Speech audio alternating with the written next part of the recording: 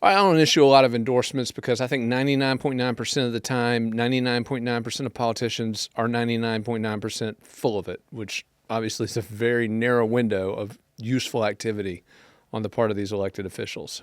But sometimes I will endorse, and it's been brought to my attention that this news outlet wields a bit larger stick than it used to. And I'd show you the larger stick, but this is a family-friendly show, so Dylan, keep it up.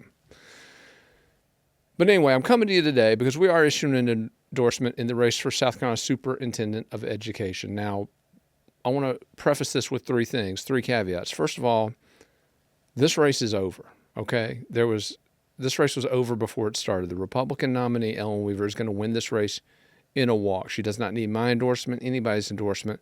South Carolina is a Republican state. No Democrat has won here statewide since 2006, so she's going to cruise, number one. So, again, I'm not naive enough to think this endorsement is going to push the needle one way or the other. Number two, this is an office that, frankly, in the setting and implementing of education policy in South Carolina, it's just not that important.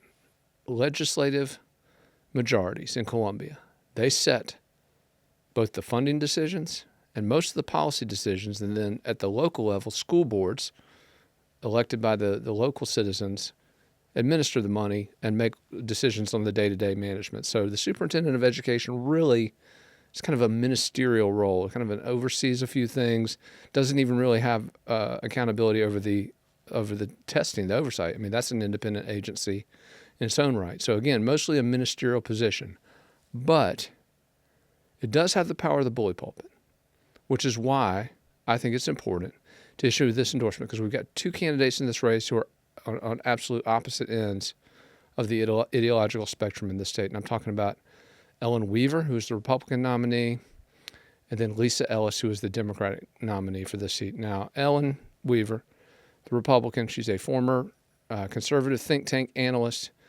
She did a land speed record to get her master's degree in this race from Bob Jones University.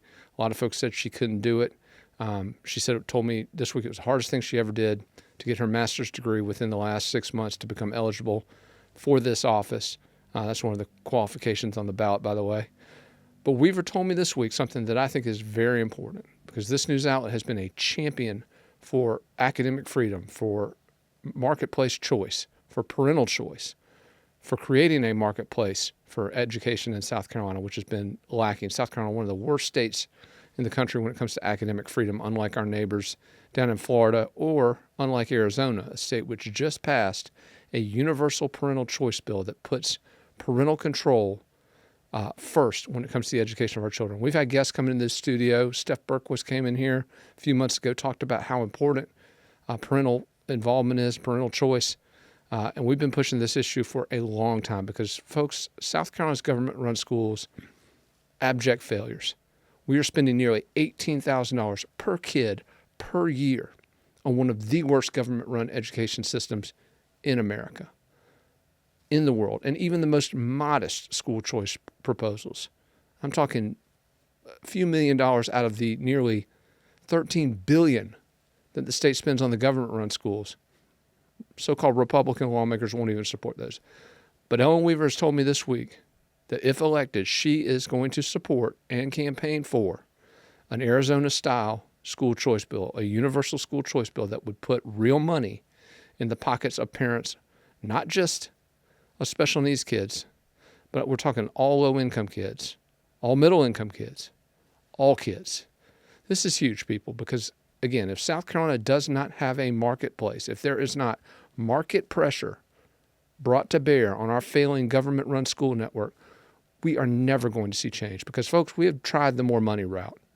We have tried it for decades. But we are chasing good money after bad at this point, people. And it is time to flip the script and do something different, something that will actually improve academic outcomes in this state. So because of her support for school choice and because of her commitment to specifically support a universal school choice bill like the one that just cleared the legislature and was signed by the governor in Arizona, I'm endorsing Ellen Weaver for State Superintendent of Education. And in that endorsement, I would also challenge Republican leaders across South Carolina. They've got a supermajority in the legislature. They occupy every single statewide office. I'm going to challenge all of them. Stop catering and kowtowing to the education lobby and start putting parents in charge with real school choice.